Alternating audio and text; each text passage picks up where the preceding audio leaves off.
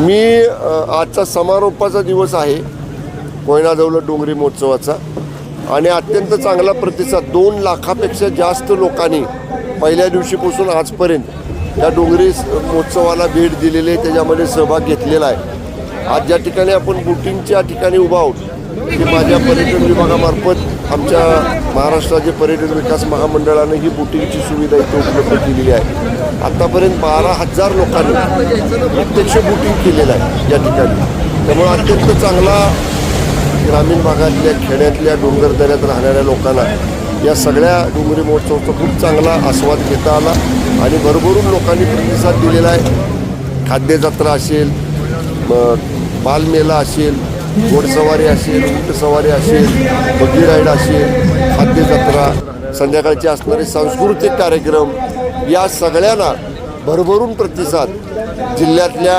तालुक्यातल्या या परिसरातल्या लोकांनी दिलेला आहे।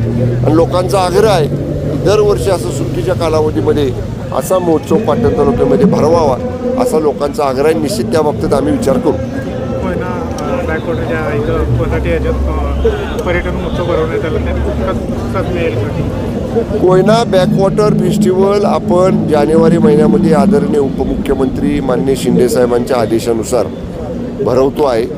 त्याच्या नियोजनाची बैठक आता मी मुंबईला पुढच्या आठवड्यात गेलो की मी बैठक आयोजित करायला माझ्या कार्यालयाला सूचना दिलेल्या आहेत आणि त्या बैठकीमध्ये आपण मुनावळे, तापोळा आणि महाबळेश्वर या ठिकाणी तो देखील असाच 8 दिवसाचा एक बॅकवॉटर फेस्टिवल हा त्या ठिकाणी आपण आयोजित करतो। इथं ज्या गोष्टी आपल्याला पाहायला मिळाल्या किंवा ज्या आयोजित केल्या होत्या त्या सगळ्या मोठ्या प्रमाणात आपण त्या ठिकाणी करतो आणि निश्चितपणे जागतिक पर्यटक कोयना बॅकवॉटर फेस्टिवलला कशा पद्धतीनं आकर्षित होतील याच्यासाठीचा आमचा प्रयत्न आहे।